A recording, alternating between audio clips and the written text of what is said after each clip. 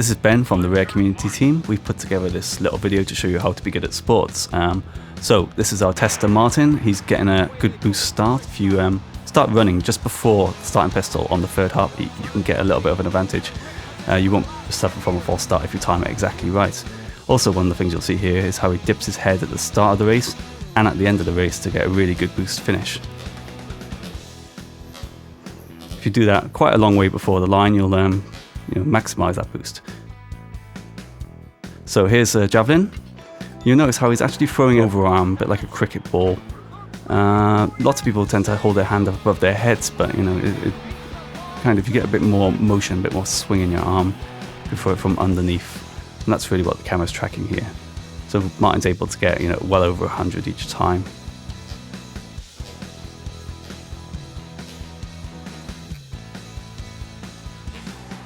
So onto long jump. He's getting his knees very, very high, and you'll notice how precise his jump is at the end. He's rotating his arms twice.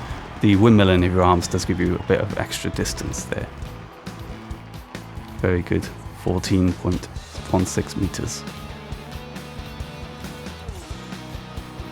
Okay, so the running here is pretty much the same as you do in the other sports. The key is to get your knees really, really high. There's a very, very precise little jump forward. Okay, so discus. Nice long throw there.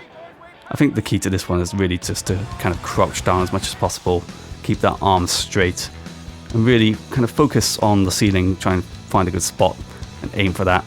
I think this is one of those events where you really do have to put a lot of energy in. Onto the hurdles here, the last of our track and field events. So the boost start here applies. The third heartbeat, you can start running. And watch this, his jumps are quite small. I think the shorter the time you spend off the ground, the faster you can keep running. So he's doing very small, precise little jumps here, and he's getting a good boost finish over the line. It's good to boost quite a long way before the line there. The danger is, I suppose, if you boost too early, you'll run out of steam before the finish, and you have to start running again. So if you follow those tips, you should pretty much be able to beat the computer on the champion difficulty, which is one of the hardest achievements in the game. Knees very high there.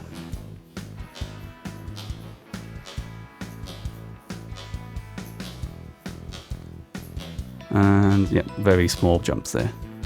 So he hardly spends any time off the ground at all before he carries on running again.